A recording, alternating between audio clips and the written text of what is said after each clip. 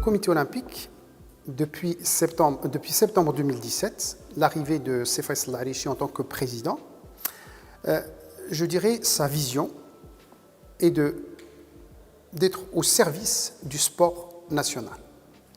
Deux axes stratégiques, l'accompagnement du sport de haut niveau et la formation. Alors, l'accompagnement du sport de haut niveau, comment on procède? On a, par exemple, les Jeux olympiques, Tokyo 2020. Nous avons rencontré, ou le comité olympique a rencontré chaque fédération qui est concernée par les Jeux olympiques pour l'accompagner et la soutenir dans son projet sportif. Qu'est-ce qu'il comprend, ce projet sportif? Le projet sportif, il y a d'abord la liste des sportifs qui sont sélectionnés par la fédération. Bien sûr, le comité olympique peut donner son avis, peut donner son regard, parce que nous, au sein du comité olympique, nous avons une cellule de veille qui suit les résultats de tous les sportifs marocains, et même les sportifs étrangers, internationaux. Et donc, on peut dire aujourd'hui, c'est un sportif qui a le potentiel d'aller vers un championnat, vers des Jeux olympiques, ou vers un tournoi, ou des Jeux internationaux. Nous pouvons être force de proposition pour la fédération. Mais c'est la fédération qui est souveraine et qui fait sa liste de sélectionnés. En plus de la liste des athlètes, il y a le programme des concentrations, c'est-à-dire des stages pour préparer nos sportifs, et le programme des compétitions internationales. À tout ça, nous fixons des objectifs de progression, des objectifs de médailles, des objectifs de performance, des objectifs de chrono, et on rassemble tout ça dans une convention qui est signée entre le comité olympique et la fédération. Et après, le comité olympique va faire le suivi. Pour voir que les stages ont bien eu lieu, le suivi pour voir que la compétition a eu lieu et quels résultats, le suivi de nos sportifs, et toujours à l'écoute des fédérations pour la soutenir, pour l'accompagner sur le plan de la préparation physique, de la préparation mentale, du suivi médical. Nous avons même un service du suivi médical pour les sportifs et pour les fédérations, l'accompagnement parfois dans le suivi scolaire, et nous restons toujours à l'écoute des fédérations pour les soutenir parfois sur des tâches administratives, pour demander des visas aux sportifs, pour demander des visas de long séjour, pour des déplacements, pour la logistique, pour trouver des lieux où faire les stages et la préparation de nos sportifs. Donc voilà ce qui nous lie à la fédération. Et on fait un suivi ou un échange au quotidien. Et à mi-chemin, on fait un bilan avec la fédération. Est-ce que les objectifs ont été atteints?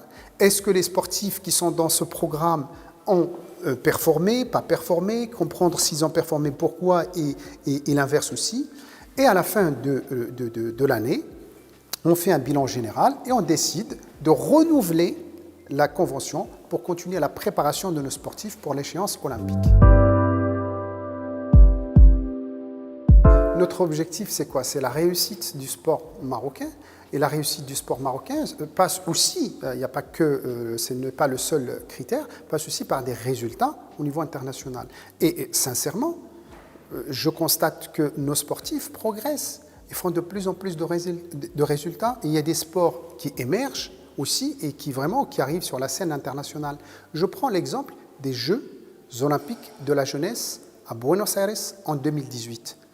Le Maroc a quand même été classé dans le top 20 des pays participants. C'est une première. 8 médailles. Une médaille d'or en taekwondo, 3 médailles d'argent, une médaille d'argent en taekwondo, 2 médailles d'argent en karaté, une médaille de bronze en karaté, une médaille de bronze en athlétisme et une médaille d'argent en boxe. 8 médailles sur une vingtaine d'athlètes participants. Donc, quand vous faites un ratio, c'est vraiment une belle progression. Et là aussi, c'est un travail qui a été réalisé grâce à ces sportifs-là d'abord, grâce à leurs parents, à leur club d'origine, à leur ligue, mais aussi grâce à la fédération qui a fait un travail de proximité et au soutien du ministère et du comité olympique. Donc, c'est ce travail, la main dans la main, tous ensemble pour le même objectif, qui permet de donner des résultats. Bien sûr, notre objectif, c'est de voir le drapeau marocain, c'est de voir des sportifs marocains sur le podium, c'est notre objectif. Mais ce qui est intéressant, c'est là tout le chemin qui conduit vers la médaille. C'est toute cette préparation.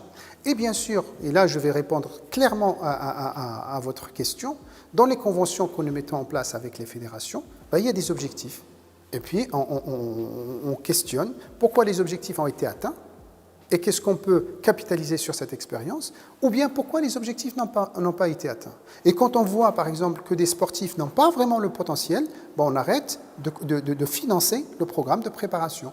Et on finance le programme de préparation pour des sportifs qui ont réellement le potentiel pour aller chercher, comme j'ai dit tout à l'heure, soit la qualification plus une performance, soit la qualification plus une médaille.